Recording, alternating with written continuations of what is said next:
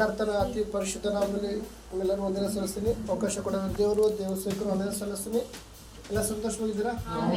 ಆಮೇಲೆ ಪ್ರಾರ್ಥನೆ ದೇವರ ಪರಿಶುದ್ಧನು ಮಹೋನ್ನತನು ಸರ್ವಶಕ್ತನೂ ಆಗಿರುವಂಥ ನಮ್ಮ ಪರಲೋಕದ ತಂದೆ ದೇವರೇ ಅಪ್ಪ, ಒಂದು ಒಳ್ಳೆಯ ಸಮಯಕ್ಕೆ ಸ್ತೋತ್ರ ಸ್ವಾಮಿ. ತಂದೆ ದೇವರೇ ಈ ವೇಳೆ ಸ್ವಾಮಿ ಅಪ್ಪ ಬಂದಿರೋದು ಒಂದೊಂದು ದೇವರ ಮಕ್ಕಳು ಚಿಕ್ಕವರು ಮೊದಲು ದೊಡ್ಡವರ ಪರ್ಯಂತ ಅಪ್ಪ ಎಲ್ಲರೂ ನಿನ್ನ ಹಸ್ತಕ್ಕೊಪ್ಪಿಸಿಕೊಟ್ಟು ಪ್ರಾರ್ಥಿಸ್ತಾನೆ.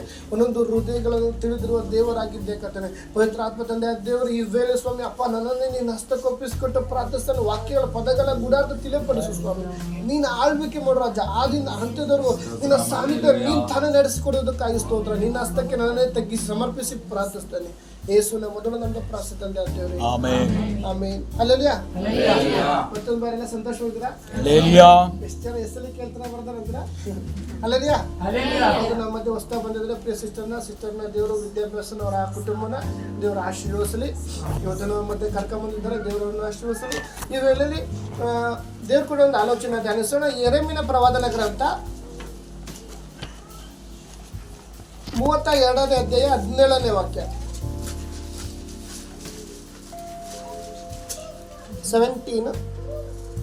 32ನೇ ಅಧ್ಯಾಯ 17ನೇ ವಾಕ್ಯ. ಓಕೆ. ಕರ್ತನಾದ ಯೆಹೋವನೇ, ಆಹಾ ನೀನು ಭುಜವನ್ನೆತ್ತಿ. ಇಲ್ಲಿ ಯೆರೆಮೀಯನು ಎಷ್ಟು ಸ್ಪಷ್ಟವಾಗಿದ್ದಾನೆ. ನಾನು ಒಂದು 2-3 ವಾರದಿಂದ ಒಂದೇ ಕಾನ್ಸೆಪ್ಟ್ ಅಲ್ಲಿ ಹೋಗ್ತಾ ಇದ್ದೀನಿ. ಎಲ್ಲರೂ ನೆನ್ಸಿದ್ಯಾ? ಇಲ್ಲಿದ್ರ ನಮ್ಮ ದೇವರು ಯಾರು? ಅಮರತ್ವ ಉಳ್ಳ ದೇವರು, ಸರ್ವಶಕ್ತ ದೇವರು, ಈ ಅಗಮ್ಯವಾದ ಬೆಳಕಿನಲ್ಲಿ ವಾಸ ಮಾಡುವಂತ. ಆಮೇಲೆ ದೇವರು ಒಳ್ಳೆ ಜ್ಞಾನ ಕೊಟ್ಟಿದ್ರು. ದೇವರು ಆಶೀರ್ವದಿಸಿ ಒಳ್ಳೆ ನೆನಪು ಕೊಟ್ಟಿದ್ರ. ಹೌದು. ಇವತ್ತು ಇಲ್ಲಿ ದೇವರು ಮಾಡುವಂತ ಕಾರ್ಯ, ನಮ್ಮ ದೇವರಿಂದ ಯಾವುದು ಅಸಾಧ್ಯವಲ್ಲ. ವಿಚಾರ ನಂತರ ಒಂದು ಪಕ್ಷ ಮನುಷ್ಯ ಕೈ ಹಾಕುವಂತ ಕೆಲಸ ಅರ್ಧದಲ್ಲೇ ನಿಲ್ಲಿಸ್ಬೋದು, ಆದರೆ ದೇವ್ರು ಮಾಡುವಂತ ಕೆಲಸ ಅದು ಪರಿಪೂರ್ಣವಾದ ಕೇಳಬೇಕು. ಅಲ್ಲಲಿಯಾ. ಕಳೆದ ಚಿಕ್ಕದು ಉದಾಹರಣೆ ಕೊಟ್ಟಿದೆ. ಮಿಕ್ಸಿ ನಾವು ಒಂದು ಅಡಿಗೆ ಮಾಡ್ಬೇಕಾದ್ರೆ ಎಷ್ಟು ಬೇಕು ಎಷ್ಟಲ್ಲಿ ಬೇಕು ಅದು ಕೆಟ್ಟೋಗ್ತಾ ಇರುತ್ತೆ, ಹೌದಲ್ವಾ? ಒಂದು ಸಾಂಬಾರ್ ಮಾಡ್ಬೇಕಾದ್ರೆ ಆಗೋಗೋರು ಯಾರ ಮನೇಲಿ ಮಿಕ್ಸಿ ಕೆಟ್ಟೋಗಿಲ್ಲ, ಹೌದಲ್ವಾ? ಕೆಟ್ಟೇ ಹೋಗಿರುತ್ತೆ. ಆದರೆ ನಮ್ಮ ಅಲ್ಲೂ ಮಿಕ್ಸಿ ತರ ಚಿಕನ್ ಕಡಿಯುತ್ತೆ, ಮಟನ್ ಕಡಿಯುತ್ತೆ, ತರಕಾರಿ ವೆಜಿಟೇಬಲ್ ಎಲ್ಲ ಕಡಿಯುತ್ತೆ. ಯಾವತ್ತರ ಒಂದ್ ದಿವಸ ಅಲ್ಲಿ ಕೆಟ್ಟೋಗಿದ್ಯಾ? ಅಲ್ಲದ್ಯಾ ಉಳ್ಕೆಲ್ಲಾಗುತ್ತೆ. ಯಾಕಂದ್ರೆ ಸ್ವೀಟ್ ತಿಂದು ಅದೇ ಮನಸ್ಸಿಗೆ ಏನು ಕೆಟ್ಟೋಗುತ್ತಾ? ಆದ್ರೆ ದೇವ್ರು ಮಾಡುವಂತ ಕಾರ್ಯ ಅದ್ಭುತ ಉಳ್ಳದ್ದು. ಅದಕ್ಕಾಗಿ ನನ್ನ ದೇವರು ಸರ್ವಶಕ್ತ ದೇವರು, ದೇವರಿಂದ ಅಸಾಧ್ಯವಾದದ್ದು ಯಾವುದೂ ಇಲ್ಲ. ವಾಕ್ಯ ಮುಂದೆ ಪೂರ್ಣ ಮಾಡೋಣ. ಎಲೆ ಕರ್ತನಾದ ಯೆಹೋವನೇ, ಆಹಾ ನೀನು ಭುಜವನ್ನೆತ್ತಿ ನಿನ್ನ ಮಹಾಶಕ್ತಿಯಿಂದ ಭೂಮಿ ಆಕಾಶಗಳನ್ನು ಸೃಷ್ಟಿಸಿದ್ದಿ. ಒಂದು ನಿಮಿಷ.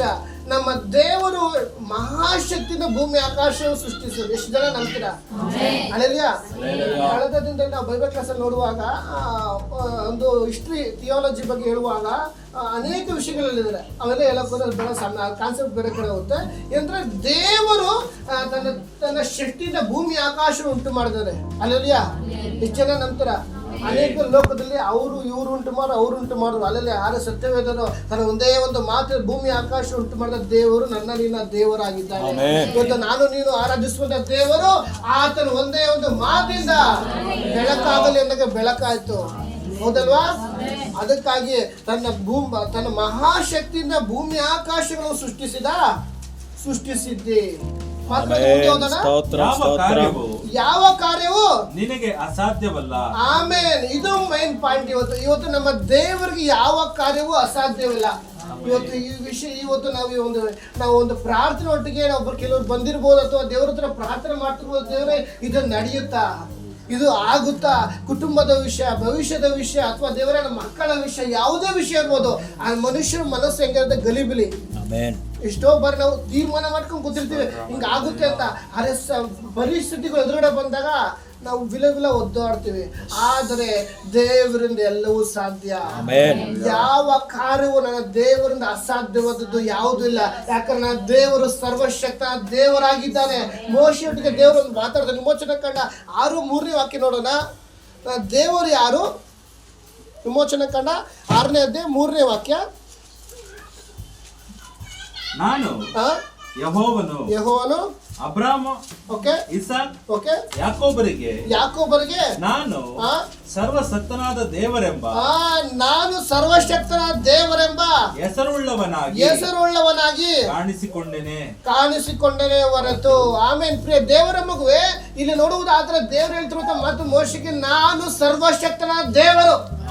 ಸರ್ವಶಕ್ತ ದೇವರಿಗೆ ಅಸಾಧ್ಯವಾದದ್ದು ಯಾವುದೂ ಇಲ್ಲ. ಎಷ್ಟು ಜನ ನಂಬ್ತೀರಾ? ಎಷ್ಟು ಜನ ನಂಬ್ತೀರಾ?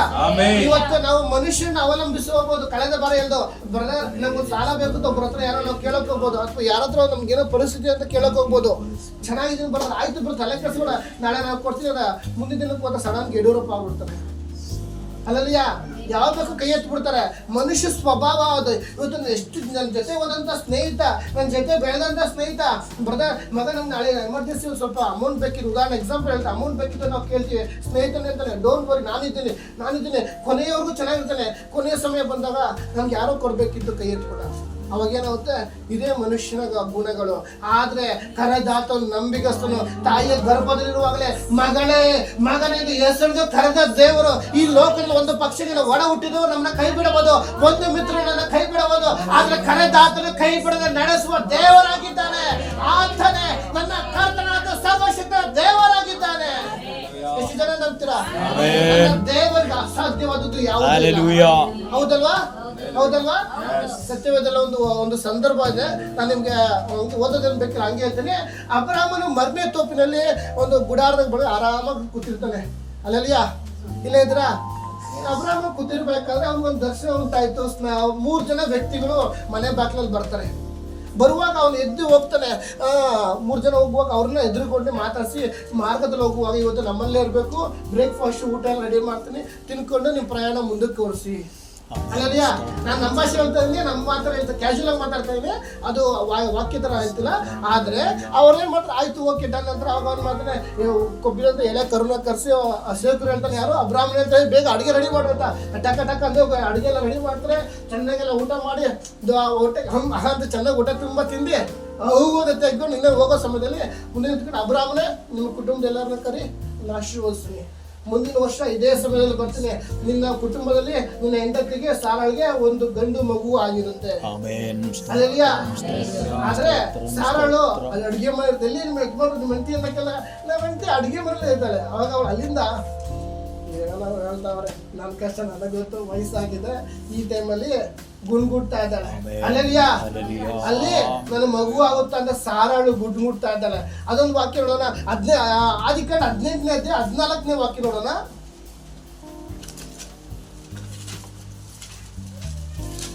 ಆದಿಕಾಂಡ 18ನೇ ಅಧ್ಯಾಯ. ನಿನಗೆ ಅಸಾಧ್ಯವಾದದ್ದು ಉಂಟು. ಇಲ್ಲಿ ದೇವರ ಹತ್ರ ಮಾತಾಡ್ತಾ 3 ಜನ ವ್ಯಕ್ತಿ ಯೆಹೋವನಿಗೆ ಅಸಾಧ್ಯವಾದದ್ದು ಉಂಟು. ಅಲ್ಲೆಲ್ಲ ಈ ದಿನದಲ್ಲಿ ಶತ್ರುವಾದವನು ಅನೇಕರನ್ನ ವಂಚಿಸ್ತಾನೆ. ಇದೇ ರೀತಿ ಗುಣಗುಟ್ಟೋದು. ಉದಾಹರಣೆಗೆ ನೋಡುವುದಾದ್ರೆ ಆದಾಮ ಅವಳು ದೇವರು ಉಂಟು ಮಾಡುವಾಗ ಯಾವ ರೀತಿ ವಂಚಿಸ್ತಾ? ಸರ್ಪ ರೂಪದಲ್ಲಿ ಸೈತಾನ್ ಬಂದು ವಂಚಿಸ್ತಾ. ಹೌದಾ? ಇಲ್ಲ ಇದ್ರ ಸರ್ಪ ರೂಪದಲ್ಲಿ ಬಂದು ಏನವ್ವಾ ಚೆನ್ನಾಗಿದ್ಯಾ ಅಲ್ಲೆಲ್ಲ ಸೈತಾನ್ ಅದು ಡಿಫ್ರೆಂಟ್ ಆಗಿ ವಂಚಿಸ. ಆದ್ರೆ ಈ ಒಂದು ಹೊಸ ಒಡಂಬಡಿಕೆ ಈಗಿನ ಜನರೇಷನ್ ಅಲ್ಲಿ ಸೈತಾನ ಹೋದ್ರು ಕುಟುಂಬಗಳಲ್ಲಿ, ಸಭೆಗಳಲ್ಲಿ, ಆತ್ಮಿಕ ಜೀವಿತದಲ್ಲಿ ವಿಧವಾಗಿ ವಂಚಿಸ್ತಾ ಇದ್ದಾನೆ. ಅದನ್ನ ಕಂಡಿಡ್ದು ಅದರ ಮೇಲೆ ಜಯ ಹೊಂದಬೇಕು. ಅಲ್ಲಲ್ಲಿಯ ಇವತ್ತು ನೀನನ್ನು ವಂಚಿಸುವಂತ ದುರಾತ್ಮ ಯಾವುದೇ ಇರ್ಬೋದು, ಅದನ್ನ ನನ್ನ ದೇವರು ಲಯ ಮಾಡಲು ಶಕ್ತನಾಗಿದ್ದಾನೆ. ಯಾಕಂದ್ರೆ ನನ್ನ ದೇವರು ಸರ್ವಶಕ್ತನ ದೇವರಾಗಿದ್ದಾನೆ. ಆತನು ಇಂದು ಏನನ್ನು ಜೀವಿಸುವವರಾಗಿದ್ದಾನೆ. ಇವತ್ತು ನಾವು ಭಯದಿಂದ ಇರ್ತಿರ್ಬೋದು, ಅಥವಾ ನಮ್ಮ ಆತ್ಮಿಕ ಜೀವಿತಕ್ಕೋಸ್ಕರ ಪ್ರಾರ್ಥಿಸ್ತಿರ್ಬೋದು, ಅಥವಾ ನಮ್ಮ ಕುಟುಂಬಕ್ಕೋಸ್ಕರ ಪ್ರಾರ್ಥಿಸ್ತಿರ್ಬೋದು. ನಿನ್ನ ವಂಚಿಸುತ್ತಿರುವಂತ ದುರಾತ್ಮ ಅದು ಯಾವುದೇ ಪರಿಸ್ಥಿತಿಯಲ್ಲಿ ನಿನ್ನ ಹಿಡಿದಿಟ್ಟಿರ್ಬೋದು, ಯಾವುದೇ ರೀತಿಯಲ್ಲಿ ನಿನ್ನ ಕಟ್ಟಿರ್ಬೋದು. ನಿನ್ನ ಪ್ರಾರ್ಥನೆ ಮಾಡಕ್ಕಾಗದೆ, ದೇವರ ಬಳಿ ಬರಕ್ಕಾಗದೆ, ಸಮಯವನ್ನು ಹಿಡಿದು ದೇವರ ಸಮ್ಮುಖದಲ್ಲಿ ನಿನ್ನ ಗೋಳಾಟ ಹೇಳಕ್ಕಾಗದೆ ಹಿಡಿದಿಟ್ಟಿರ್ಬೋದು. ಆ ವಂಚಿಸುವಂತ ಆತ್ಮನ ಮೇಲೆ ನನ್ನ ದೇವರು ಇದರ ಜಯವನ್ನು ಕೊಡ್ತಾರೆ. ಎಷ್ಟು ಜನ ನಂಬ್ತೀರಾ? ಅಲ್ಲೆಲ್ಲ ನನ್ನ ದೇವರು ಇರುವಾತನಾಗಿದ್ದಾನೆ. ನಿನ್ನ ಪರಿಸ್ಥಿತಿಗಳು ನೋಡುವಾತನಾಗಿದ್ದಾನೆ. ಮನುಷ್ಯರು ಮುಖ ನೋಡ್ಬೋದು, ನನ್ನ ತಂದೆ ದೇವರ ಅಂತರಾದ ಹೃದಯ ನೋಡುವಾತನಾಗಿದ್ದಾನೆ. ಎಷ್ಟು ಕಣ್ಣೀರಿದೆಯಾ? ಕಣ್ಣೀರಿದೆ ಏನು ನಿಂದಿಸ್ತಿರ್ಬೋದು. ಇರ್ಬೋದು. ನೋ ಪ್ರಿಯ ದೇವರ ಮಗುವೆ, ನಿನ್ನ ಕಣ್ಣೀರು ವ್ಯರ್ಥ ಆಗೋದಿಲ್ಲ, ನಿನ್ನ ಪ್ರಾರ್ಥನೆ ವ್ಯರ್ಥ ಆಗೋದಿಲ್ಲ. ದೇವರ ಮಕ್ಕಳು ಸುರಿಸುತ್ತ ಕಣ್ಣೀರು ಆತನ ಪುತ್ತೂರಿಯಲ್ಲಿ ಸ್ಟೋರೇಜ್ ಆಗಿದೆ. ಹೆಚ್ಚಿನ ನಂತರ ಇವತ್ತು ನಾವು ಮಾಡುವಂತ ಪ್ರಾರ್ಥನೆ, ನಾನು ಸುರಿಸುವಂತ ಕಣ್ಣೀರು ದೇವರ ದೃಷ್ಟಿಯಲ್ಲಿ ಎಣಿಕೆಯಲ್ಲಿದೆ. ಅಲ್ಲಲ್ಲಿಯ ಸಹೋದರರು ನಮ್ಮನ್ನ ಕೈ ಬಿಟ್ಟಿರ್ಬೋದು, ಬಂಧು ಮಿತ್ರರು ನಮ್ಮನ್ನ ಕೈ ಬಿಟ್ಟಿರ್ಬೋದು. ಅಷ್ಟೇ ಯಾಕೆ, ಒಡ ಹುಟ್ಟಿದ ನಮ್ಮ ಯಜಮಾನರ ಸಂಡೆ ಎಷ್ಟೋ ಬಾರಿ ನಮ್ಮನ್ನ ನೋಡದೇ ಇರ್ಬೋದು, ಕೇರೆ ಪಟ್ಟದ ಮಾತಾಡದೇ ಇರ್ಬೋದು, ಅಥವಾ ನಮ್ಮ ಹೆಂಡತಿ ನಮ್ಮನ್ನ ನೋಡ್ದಿರ್ಬೋದು.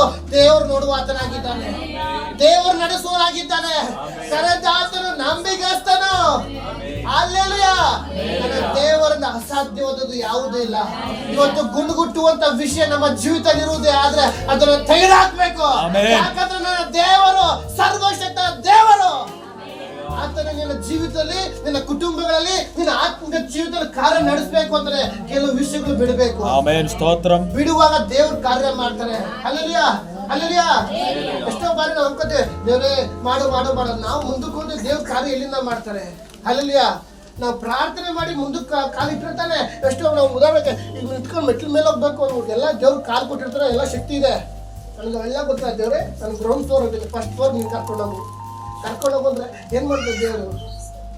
ಇವನು ಯಾರಪ್ಪ ಮೂರ್ಖ, ದಡ್ಡ, ಜ್ಞಾನ ಕೊಟ್ಟಿರಲಿ, ಕಾಲು ಕೊಟ್ಟಿದ್ರಲ್ವಾ ದೇವ್ರು, ನೀನು ಕರ್ಕೊಂಡು ಹೋಗ್ತೀಯಪ್ಪ ಅಂತ ಕರ್ಕೊಂಡು ಹೋಗ. ನಿನಗೆ ಬಲ ಇದ್ರು ಸಹ ಬಲವಾಗಿ ದೇವ್ರು ನಡೆಸ್ತಾರೆ. ಇವತ್ತು ನಿನ್ಗೆ ಎದ್ದೇಳಕ್ ಆಗದೆ ಇರ್ಬೋದು, ಕಾಲು ನಡೆದ್ರೆ ಯೋ ಮಂಡಿ ನೋವು, ಕಾಲು ನೋವು, ಸೊಂಟ ನೋವು. ಅಲ್ಲಲ್ಲಿಯ ದೇವ್ರು ನೀನೊಟ್ಟಿಗಿರುವಾಗ, ಪ್ರಾರ್ಥನೆ ಒಟ್ಟಿಗೆ ನೀನು ಮುಂದೆ ಹೋಗುವಾಗ ಆ ಮಂಡಿ ನೋವು ಸಹ ನಿನಗೆ ಗೊತ್ತಾಗೋದಿಲ್ಲ. ಅಲ್ಲಲ್ಲಿಯ. ಉದಾಹರಣೆಗೆ ಹೊಸಪಾಳದಿಂದ ಚೆಲ್ಲಗಟ್ಟೆಗೆ ಒಬ್ಬೊಬ್ರೆ ನಡ್ಕೊಂಬಂದ್ರೆ ಅಯ್ಯಪ್ಪ ಸುಸ್ತಪ್ಪ, ನಡೆಯಕ್ಕಂತೂ ಆಗಲ್ಲ. ಹೌದಾ? ಅನುಭವ ಆಗಿದೆಯಾ? ಅದು ಇನ್ನೊಬ್ರು ಯಾರೋ ಜೊತೆಲಿರ್ಲಿ, 2 ಕಿಲೋಮೀಟರ್ ಹೋದ್ರು ನಡ್ಕೊಂಡು ಹೋಗ್ತೀವಿ. ಯಾಕೆ? ಮಾತಾಡ್ಕೊಂಡು ಹೋಗ್ತಾ ಇರ್ತೀವಿ. ಆ ಸಮಯ ಗೊತ್ತಾಗಲ್ಲ. ಅದೇ ಹೇಳ್ತಾರೆ, ದೇವರ ಆತ್ಮ ನಿನ್ನಲ್ಲಿ ಇರುವುದಾದ್ರೆ ಆತನ ಹತ್ರ ಮಾತಾಡ್ತಾ ಇರ್ತಾನೆ. ಅಲ್ಲಿ ಆ ಕಮ್ಯುನಿಕೇಶನ್ ಇದ್ದಲ್ಲಿ ಮನುಷ್ಯ ಸಂಗಡ ಬೇಡ. ಮನುಷ್ಯರು ಉಸಿರಾಡುವ ಯಾವ ನರಪ್ರಾಣ ನಂಬಬೇಡ. ಇವತ್ತು ನಾವು ಚೆನ್ನಾಗಿ ಇರ್ತಾರೆ ಮನುಷ್ಯರು, ಸಮಯ ಬಂದ ನಿನ್ನ ವಿರುದ್ಧವಾಗಿ ಮಾತಾಡ್ತಾರೆ. ಚೆನ್ನಾಗಿದ್ದ ಸಿಸ್ಟರ್ ಬ್ರದರ್ ಚೆನ್ನಾಗಿದೆ, ಹಂಗೆ ಊಟ ತಿನ್ಬೇಕಾದ್ರೆ ಎಲ್ಲ ಚೆನ್ನಾಗಿರ್ತಾರೆ, ಜೋಬಲ್ ಹೊಟ್ಟೆ ತುಂಬ ಜೋಬಲ್ ದುಡ್ಡಿರುವಾಗ ಎಲ್ಲ ಚೆನ್ನಾಗಿರ್ತಾರೆ. ಆದ್ರೆ ಇನ್ನು ಕಣ್ಣೀರಿಂದ ದುಃಖದಲ್ಲಿರುವಾಗ, ಎಲ್ಲರೂ ಕೈ ಬಿಟ್ಟಾಗ ಜನಗಳು ಏನ್ ಮಾಡ್ತಾರೆ? ನಿಂದಿಸ್ತಾರೆ. ಅಲ್ಲಲ್ಲಿಯ. ಇದು ಮನುಷ್ಯರ ಸಹಜ ಗುಣ.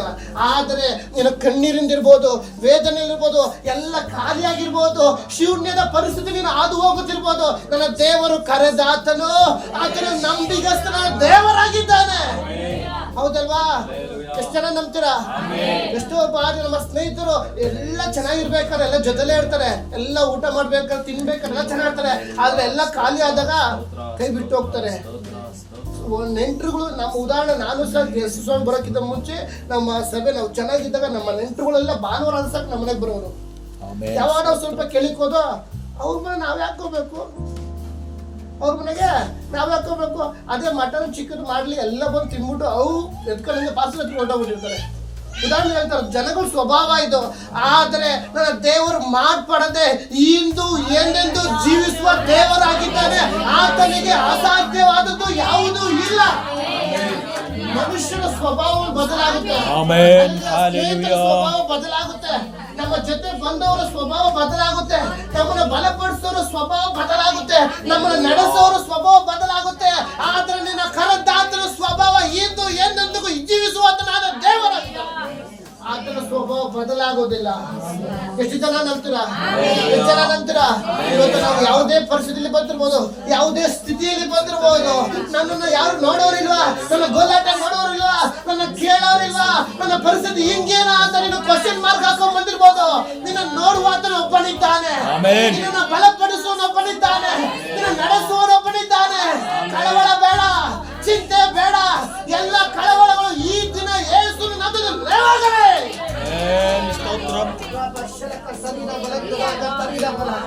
ಅಲ್ಲಲ್ಲಿಯ. ಹೊಸ ಒಡಂಬಡಿಕೆ ಬರುವಾಗ ಲೂಕನ ಬರೆದ ಸುವಾರ್ತೆ 1ನೇ ಅಧ್ಯಾಯ 37ನೇ ಓದೋಣ.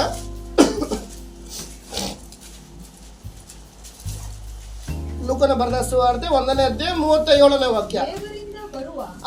ದೇವರಿಂದ ಬರುವ ಯಾವ ಮಾತಾದರೂ ಇಲ್ಲಿ ದೇವದೂತನು ಮರಿಯಾಳಿಗೆ ಹೇಳ್ತಿರುವಂತ ಮಾತು. ಹೌದಲ್ವಾ? ಇಲ್ಲೇ ಇದ್ದೀರಾ? ದೇವರಿಂದ ಬರುವಂತ ಮಾತು ಒಂದ ಎರಡ ಯಾವ ಮಾತಾದರೂ ನಿಷ್ಫಲವಾಗುವುದಿಲ್ಲ. ಎಷ್ಟು ಜನ ನಂಬ್ತೀರಾ? ಎಷ್ಟು ಜನ ನಂಬ್ತೀರಾ? ತಾಯಿಯ ಹೊಟ್ಟೆಯಲ್ಲಿರ್ಬೇಕು. ಭಕ್ತನ ಹೇಳ್ತಾನೆ, ದೇವರೇ ನಾನು ಪಿಂಡವಾಗಿರ್ಬೇಕು, ನನ್ನ ಕಣ್ಣುಗಳು ನನ್ನ ಮೇಲೆ ಬಿದ್ದು. ಇವತ್ತು ದೇವರು ನಮ್ಮನ್ನು ಕರೆದಿರುವಾಗ ನಮ್ಮ ಮೇಲೆ ಒಂದು ವಾಗ್ದಾನ ಮಾಡಿದ್ದಾನೆ. ವಾಗ್ದಾನ ಮಾಡಿದಂತ ನಂಬಿಕೆಸ್ತನು. ಏಷಯ 55:11 ಆತನ ಬಾಯಿಂದ ಬಂದಂತ ಮಾತು ಆತನ ಇಷ್ಟ ನೆರವೇರಿಸದೆ ಯಾವುದೇ ಕಾರಣಕ್ಕೂ ಹಿಂದಿರುಗಿ ಹೋಗೋದಿಲ್ಲ. ಇವತ್ತು ನಿನ್ನ ಮೇಲೆ ಒಂದು ವಾಗ್ದಾನ ದೇವರು ಕೊಟ್ಟಿರುವಾಗ, ನಿನ್ನ ಮೇಲೆ ದೇವರ ಉದ್ದೇಶವನ್ನು ಇಟ್ಟಿರುವಾಗ ಅದು ನೆರವೇರಿಸ್ತಾರೆ. ಅಲ್ಲಯ್ಯ, ಅದಕ್ಕಾಗಿ ದೇವರಿಂದ ಬರುವಂತ ಮಾತು ಯಾವ ಮಾತಾದರೂ ಅದು ನಿಷ್ಫಲವಾಗೋದಿಲ್ಲ. ಇಲ್ಲೇ ಇದ್ದೀರಾ? ಇಲ್ಲಿ ಮರ್ಯಾದೆಗೆ ದೇವದೂತರು ಹೇಳ್ತಿರೋದಲ್ವಾ? ಹೌದಲ್ವಾ? ಇಲ್ಲೇ ಇದ್ರ ಲೋಕದ ಮೇಲೆ ಎಷ್ಟೋ ಜನ ಇದ್ರು. ಯಾಕೆ ದೇವದೂತರು ಮರ್ಯಾದೆ ಹತ್ರ ಬಂದು ಹೇಳ್ಬೇಕು? ಆಮೆನ್, ಸ್ತೋತ್ರಂ. ಕ್ವಶನ್ ಮಾರ್ಕ್ ಹೇಳಿ.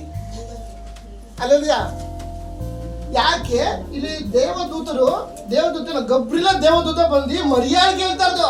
ನೋಡಪ್ಪ, ದೇವರದ ಬರುವಂತ ಮಾತು ಯಾವ ಮಾತಾದ್ರೂ ನಿಷ್ಫಲವಾಗುವುದಿಲ್ಲ. ಆಗ ಮರ್ಯಾಳು ಅಲ್ಲಿ ಹೇಳ್ತಾ ಇದ್ದಾನೆ. ಅಲ್ಲಿ ಓದಿ, ಯಾಕೆ ನಾನು ಹೇಳ್ತಿರೋ ಮಾತು, ಯಾಕೆ ಮರ್ಯಾಳಿಗೆ ದೇವದೂತ ಬಂದು ಹೇಳ್ಬೇಕಿತ್ತು? ಲೋಕ ಮೇಲೆ ಬೇರೆ ಯಾರು ಇರ್ಲಿಲ್ವಾ? ಎಷ್ಟೋ ಜನ ಇದ್ದಿರ್ತಾನೆ. ಯಾಕೆ ಮರ್ಯಾಳಿಗೆ ಹೇಳ್ಬೇಕಿತ್ತು ಹೇಳಿ, ನಿಮ್ಗೆ ಗೊತ್ತಿರೋದು ಹೇಳಿ. ಆಮೆನ್, ಸ್ತೋತ್ರಂ. ಓಕೆ, ನೆಕ್ಸ್ಟ್ ಹೇಳಿ. ಓಕೆ, ಹತ್ರ ಬರ್ತಾ ಇದ್ದೀರಾ?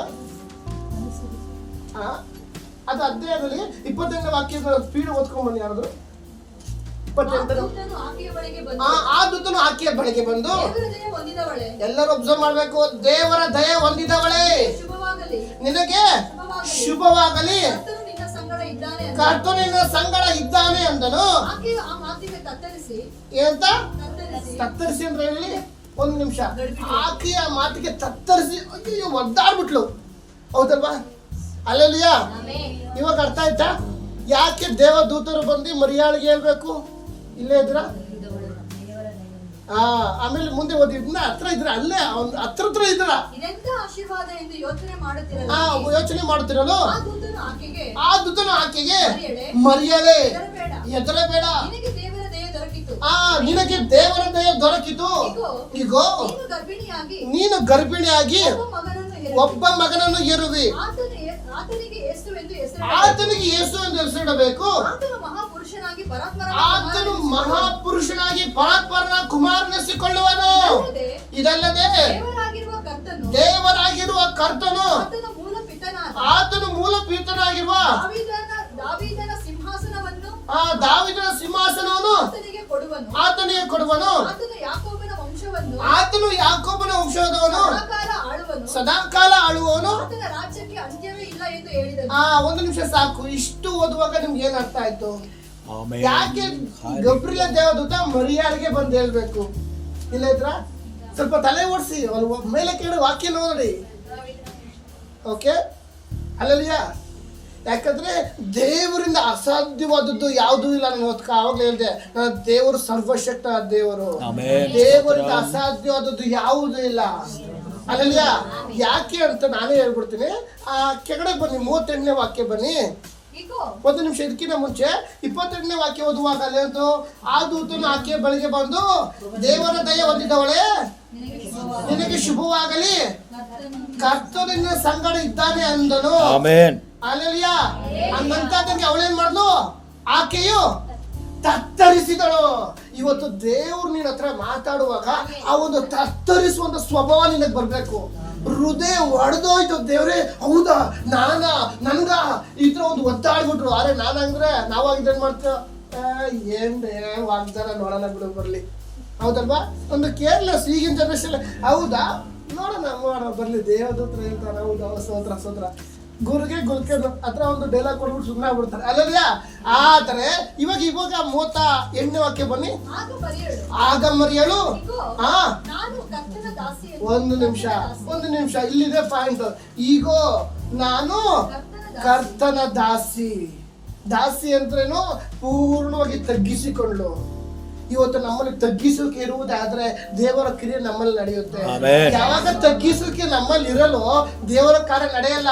ಎಲ್ಲರೂ ಹೇಳ್ತಾರೆ ಪ್ರಾರ್ಥನೆ ಮಾಡ್ತೀನಿ, ಉಪವಾಸ ಮಾಡ್ತೀನಿ, ಸಿಸ್ಟಮ್ ಎಲ್ಲರೂ ಮಾಡ್ತಾರೆ. ಆದ್ರೆ ಮನೆ ಗುರುಸಕ್ಕೆ ಅಂತ ಗೆಚ್ಚಾಡೋದು. ಇವತ್ತು ಚೆನ್ನಾಗಿ ಹೇಳ್ತಾರೆ ರೋಡಲ್ಲಿ ಓದಾಡ್ತಾರೆ, ಇಲ್ಲೆಲ್ಲ ಏನು ಅಭಿಷೇಕ ಪ್ರಾರ್ಥನೆ, ರೋಡಲ್ಲಿ ಹೋಗುವಾಗ ಬೇಡವಾದ ಮಾತುಗಳು. ಅಲ್ಲಯ್ಯ, ಬೇಡವಾದ ಮಾತು. ನಿನ್ನ ನೆರೆಯವರು ನಿನ್ನಂತೆ ಪ್ರೀತಿಸು, ದೇವ್ರ ವಾಕ್ಯ ಇದೆ. ಅವ್ರು ಮಾತಾಡ್ಸಿ ನಾನೇ ಮಾತಾಡಬೇಕು. ಒಬ್ಬರನ್ನ ಮಾತಾಡೋ ಮೊದಲು ನಾವು ಒಬ್ಬರನ್ನ ಏನ್ ಬಯಸ್ತು ನಾವು ಅದನ್ನ ಮಾಡುವಂತ ದೇವ್ರ ವಾಕ್ಯ ಬರ್ತಾರೆ ಹೊರತು ಅವ್ರು ಮಾತಾಡ್ಸಿ ನೀನ್ ಮಾತಾಡ್ಸ್ಬೇಡ ಅಂತ ಬರ್ದಿಲ್ಲ. ಹೌದಲ್ವಾ? ಇವತ್ತು ದೇವರ ಅವಳು ಹೇಳ್ತಾರೆ, ಕರ್ತನ ದಾಸಿ ನಾನು. ಅವಳು ತಗ್ಗಿಸ್ಕೊಂತ ಅದಲ್ಲ, ಆ ಎಲ್ಲಿ ತಗ್ಗಿಸುವಿಕೆ ಇರುತ್ತೋ ಅಲ್ಲಿ ದೇವ್ರ ತಲೆ ಎತ್ತುವಾಗಿ ದೇವ್ರ ಕಾರ್ಯ ಮಾಡ್ತಾರೆ. ಇವತ್ತು ನಮ್ಮ ಜೀವಿತದಲ್ಲಿ ತಗ್ಗಿಸುವಂತ ಕಾರ್ಯ ಬರಬೇಕು. ಎಲ್ಲಾದ್ರೂ ದೇವರೇ ನಾನು ಸತ್ತುರಿಗೆ ವಂಚನೆ ಬಿತ್ತಿ ತಲೆ ಎತ್ತಿ ನಿಂತು ಬೇಡವಾದ ಮಾತು ನನ್ನನ್ನು ಹೊರಡುವುದೇ ಆದ್ರೆ ಅದು ತೆಗೆದಾಕು ದೇವರೇ. ಆ ರೀತಿ ನಾವು ಪ್ರಾರ್ಥನೆ ಮಾಡಬೇಕು. ಯಾವಾಗ ನಾವು ತಗ್ಗಿಸುವಿಕೆ ಇರುತ್ತೋ ದೇವ್ರು ಬಲವಾದ ಕಾರ್ಯ ಹೇಳ್ತಾರೆ. ಅದೇ ಒಂದು ನೋಡುವುದಾದ್ರೆ ಯೋಹಾನ ಸುವಾರ್ತೆ 14:3-4 ಓದೋಣ ಬೇಗ. ನಾನು ಹೋಗಿ ನಿಮಗೆ ಸ್ಥಳವನ್ನು ಸಿದ್ಧ ಮಾಡಿದ ಮೇಲೆ 14ನೇ ಅಧ್ಯಾಯ ಸಿಸ್ಟರ್ ಓದಿ. ನಾನು ಹೋಗಿ ನಿಮಗೆ ಸ್ಥಳವನ್ನು ಸಿದ್ಧ ಮಾಡಿದ ಮೇಲೆ ತಿರುಗಿ ಬಂದು ನಿಮ್ಮನ್ನು ಕರೆಕೊಂಡು ಹೋಗಿ ನನ್ನ ಬಳಿಗೆ ಸೇರಿಸಿಕೊಳ್ಳುವೆನು. ಯಾಕೆಂದರೆ ನಾನಿರುವ ಸ್ಥಳದಲ್ಲಿ ನೀವು ಸಹ ಇರಬೇಕು ಮತ್ತು ನಾನು ಹೋಗುವ ಸ್ಥಳದ ಮಾರ್ಗವು ನಿಮಗೆ ತಿಳಿದಿದೆ ಎಂದರು. ಫಿಲಿಪ್ಪಿ ಬರೆದ ಪತ್ರಿಕೆ ಬನ್ನಿ, 2ನೇ ಅಧ್ಯಾಯ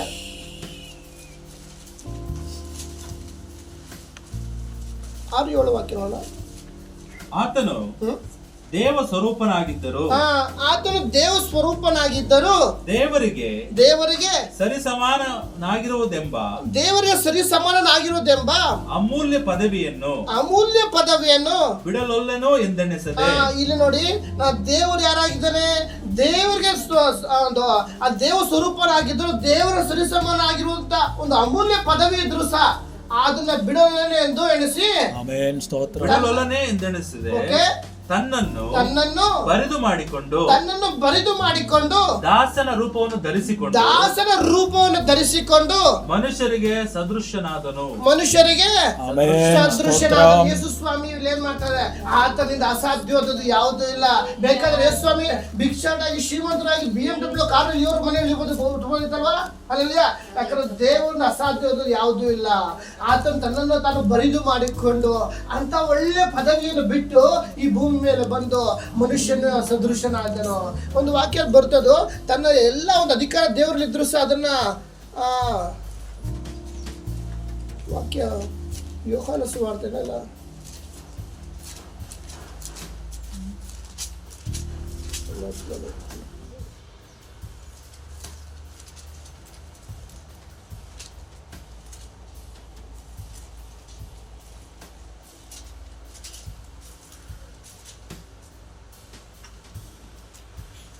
ಹದಿಮೂರನೇ ಅಧ್ಯಾಯದಲ್ಲಿ ಓದಿ. 13ನೇ ಅಧ್ಯಾಯ 3ನೇ ವಾಕ್ಯದಿಂದ.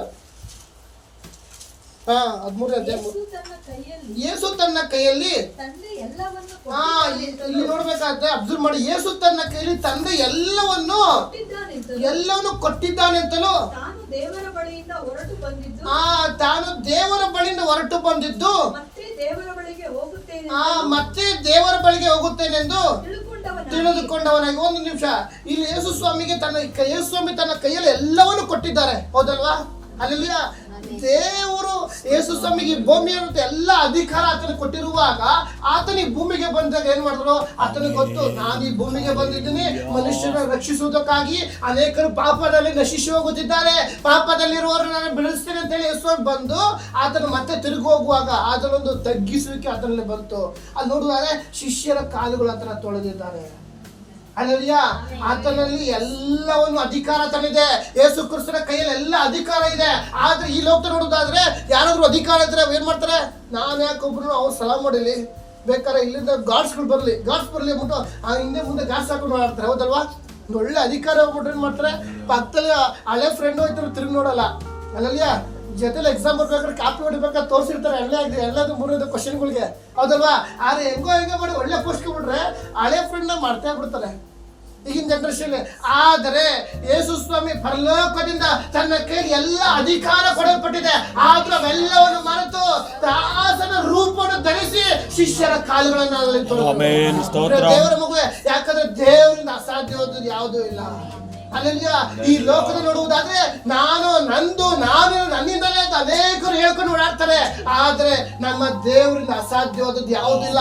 ತನ್ನ ಕೈಲಿ ಒಳ್ಳೆ ಪವರ್ ಇದ್ರು ಸಹ, ತನ್ನ ಕೈಲಿ ಅಧಿಕಾರ ಇದ್ರು ಸಹ ಅವೆಲ್ಲವನ್ನು ಬದಿಗಿಟ್ಟು ದಾಸನ ರೂಪವನ್ನು ಧರಿಸಿಕೊಂಡು ಅಲ್ಲೆಲಿಯಾ ಶಿಷ್ಯರ ಕಾಲುಗಳನ್ನ ತೊಳೆದ್ರು. ಅದು ವಾಕ್ಯ ಮುಂದೆ ಅದಿದೆ, ಮುಂದೆ ಬೇಕಾದ್ರೆ ನೀವು ಓದ್ಬೋದು.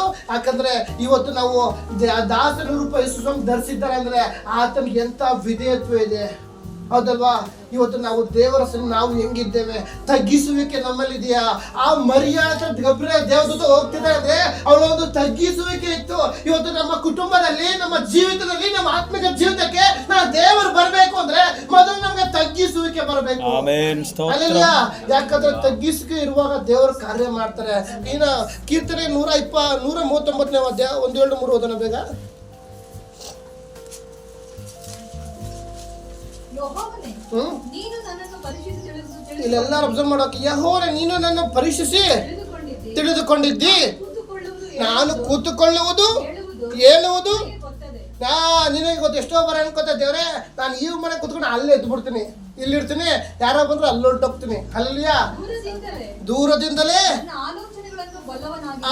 ದೂರದಿಂದಲೇ ನನ್ನ ಆಲೋಚನೆಗಳನ್ನು ಬಲ್ಲವನಾಗಿರುತ್ತೆ. ಪ್ರಿಯ ದೇವರ ಮಗುವೆ, ಈ ಲೋಕ ನಾವು ಜೀವಿಸುವಾಗ ನಾವು ಎಲ್ಲಿ, ಯಾವ ಕುಟುಂಬದಲ್ಲಿ, ಯಾವ ಮನೆಯಲ್ಲಿ, ಯಾವ ಕಾಲೇಜಲ್ಲಿ, ಯಾವ ಕಂಪನಿಯಲ್ಲಿ ನಾವು ಏನ್ ಮಾಡ್ಬೇಕು, ದೇವರ ಉದ್ದೇಶ ಅಲ್ಲಿದೆ.